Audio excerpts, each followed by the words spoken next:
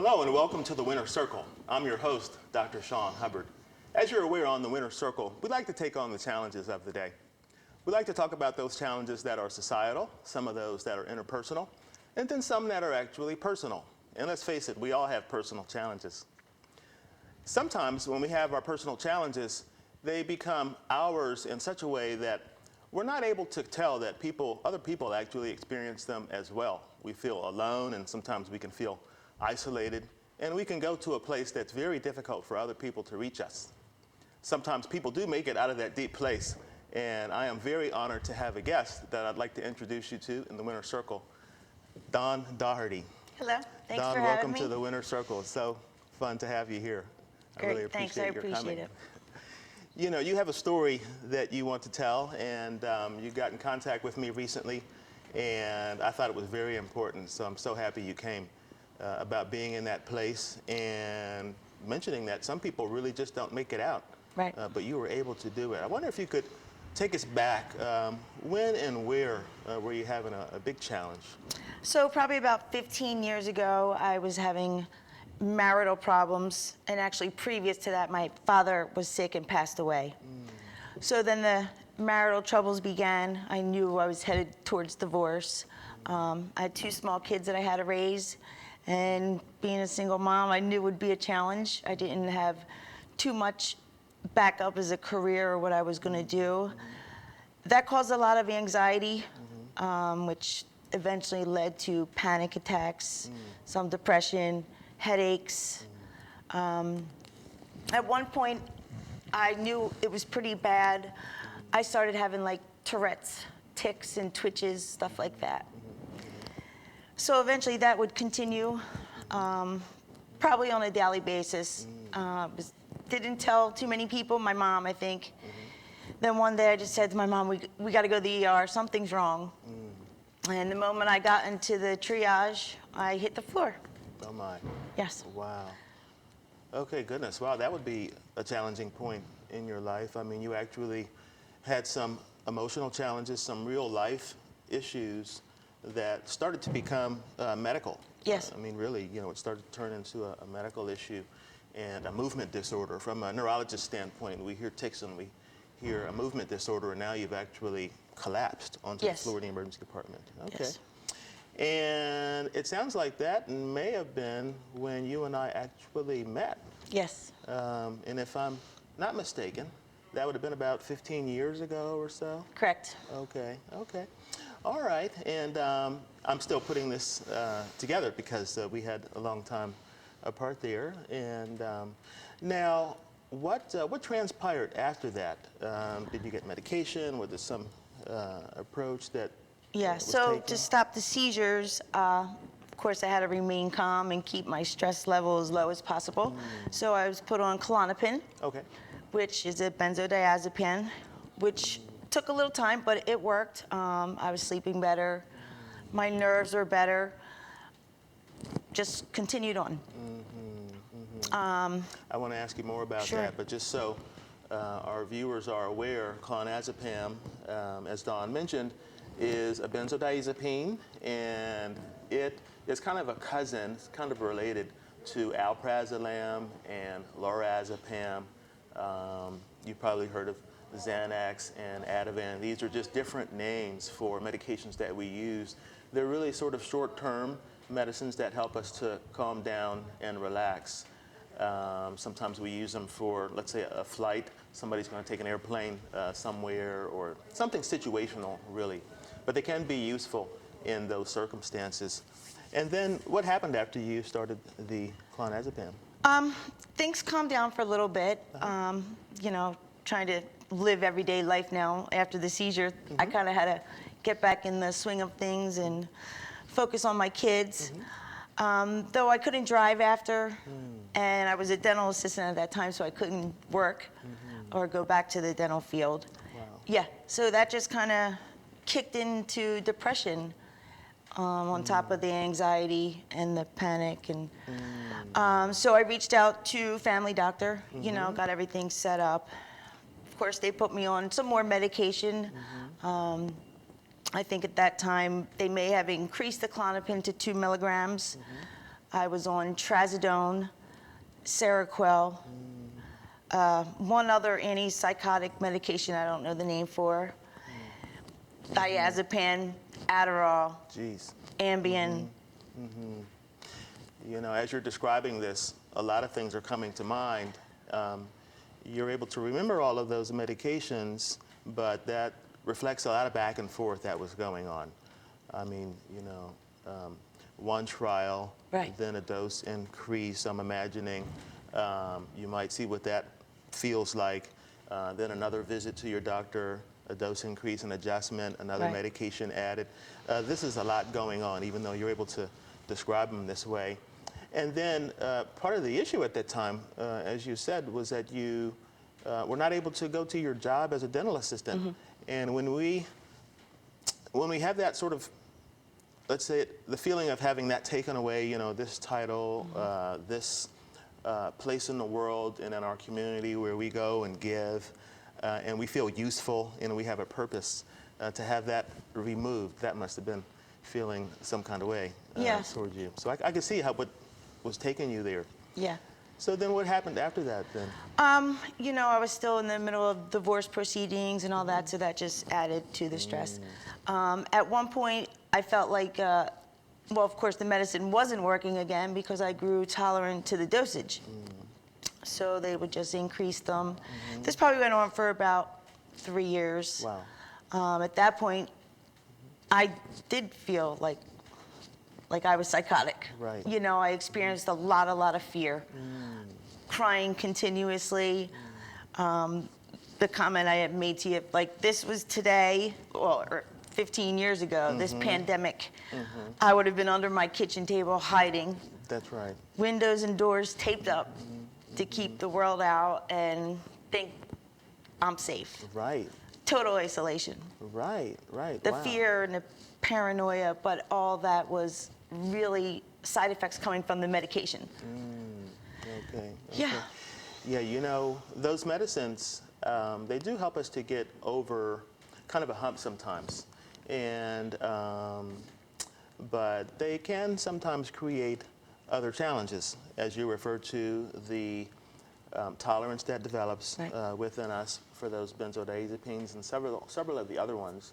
But the benzodiazepines specifically, we do develop a tolerance and then a physiological dependence, Yes. and then sometimes an emotional dependence because we're used to having them and we're used to being able to perform on them. Right. And then because of the tolerance, we end up needing more of them. Yeah. And then sometimes when we come in front of a doctor, the doctor is like, okay, this is starting to get a little bit too much and I'm starting to get uncomfortable. And what can happen after a while is that there's not enough and we run out and then we develop a seizure Right. because of that. I don't know if you experienced any seizures. So the withdrawal period, actually at one point, because I was in the middle of a divorce, you know, my concern was the welfare of my children. I could lose my kids. So it was kind of like, you know, I need to get off these pills now. And I told my soon-to-be ex-husband, like, you know, I got to get off these pills. I got to go. And the only way is detox. I cannot go through the withdrawal. And there's also real big medical concerns when you do that on your own. I didn't have the strength to do that on my own. I was in bed. I was paralyzed with fear. Right. Wow. You know, I have to thank you for making yourself vulnerable to talk about this very difficult time of your life, you know, and share with other people. Right. Because even some of the content of what we've described so far, it doesn't come up many times in medical practice because we're spending time talking about past health history, allergies, the instructions, sometimes the adverse effects, but the whole idea of, you know, we don't want to go here because this can happen.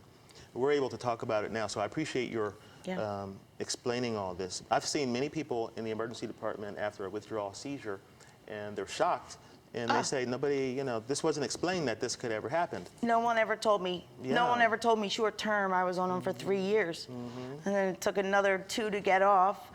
and another 10 to get my head right. Wow. You know, so, Yes. you know, right now our mental health to me is really important. Yes. Of course, our physical health, our spiritual health, kind of your mind, body, and soul all together to heal.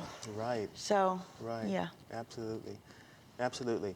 So now, I appreciate all that, and I want to ask you more about that. I think we'll take a break, and when we come back, I'm going to ask you the big question. Sure.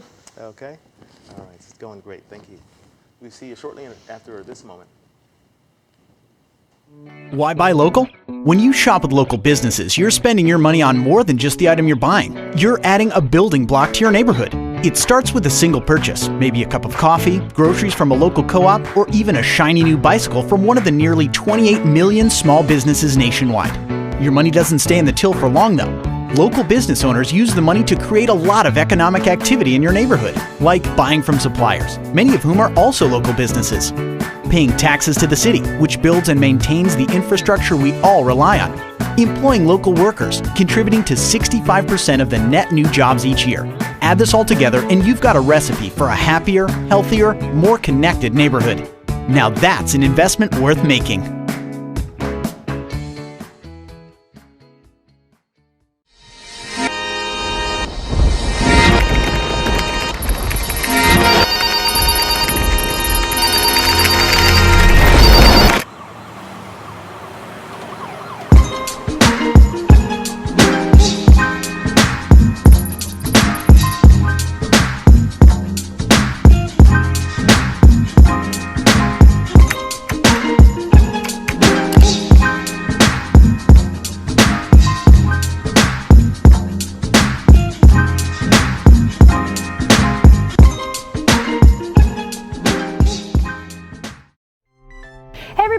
Ashley Owens. I am your personal networking concierge, and I host a show on RVN TV called Connect to Success, where I interview power networkers in the greater Philadelphia and South Jersey area. So join me every week, 12:30 on Thursdays during your lunch break, and now on Fridays at 9 and 9:30 p.m. We'll see you next week. This plus this equals this plus this and this. Don't drink and drive.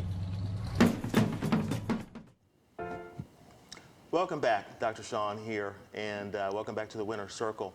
We're talking to Dawn Doherty. She is a previous patient of mine, and I'm so proud of her. She has brought herself here so she can help others. She has a story to tell. She was in a very deep, dark place, but she was able to gradually get herself out of that place. And describing that place is what we did during the last segment. But the big question, Dawn, is what was the turning point? Now, I really want to focus on the turning point because, you know, it's obvious that you're doing great now. You know, I mean, we're all in a state of trying to improve ourselves, you know, and that never really stops, right? No. You know, we're always doing that. But we tend to focus on what people look like now, you know, what was the Right. outcome, Right. you know.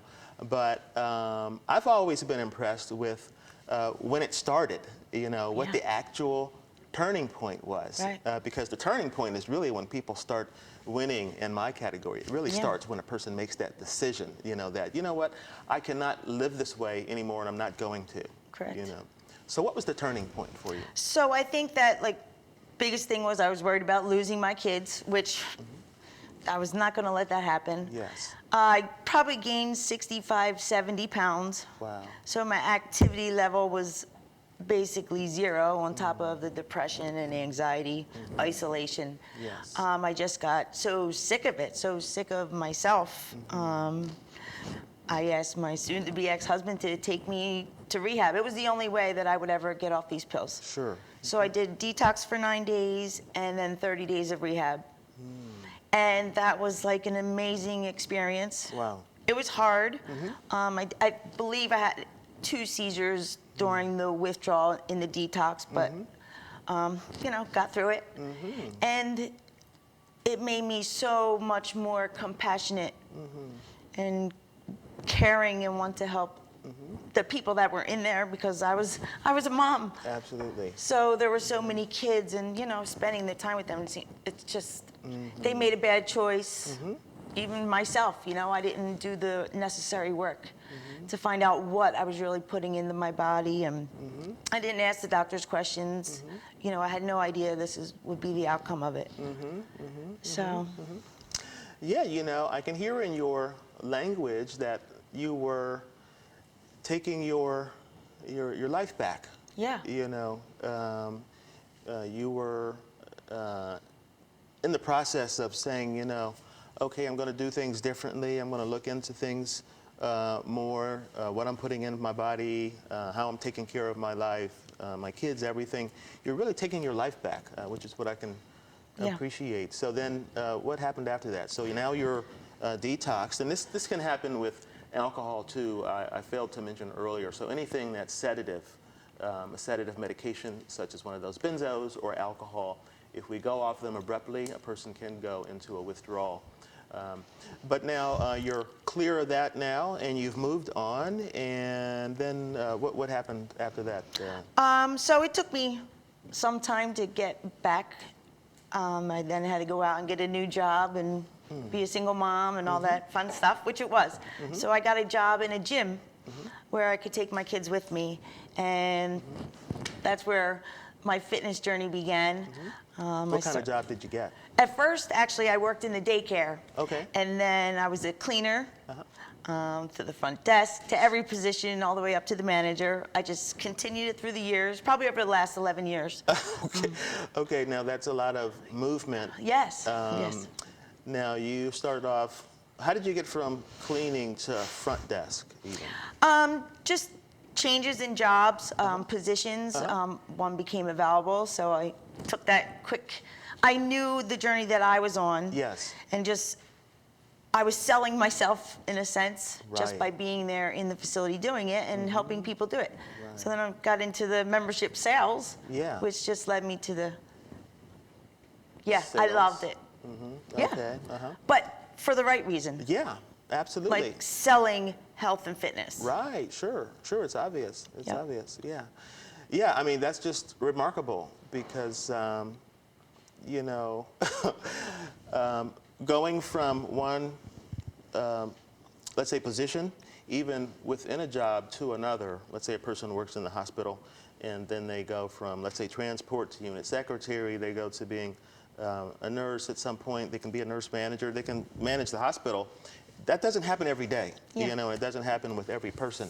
So each person has to see within themselves something that they want to develop, it sounds like, and you were doing that. Yeah. It was a good environment for everyone to be in. I was in my town and community, so a lot of people I knew, people my age, their kids were friends with my kids' friends, So it was a great place to be, a safe place. Right. I knew that they were okay, Wow. and they were doing something good for them and not in trouble. Okay, so you had a nice community there. Yes. And a place where you could grow, actually. Yeah. Yes. Sweet, that's wonderful. And I think we have a before and after type of shot.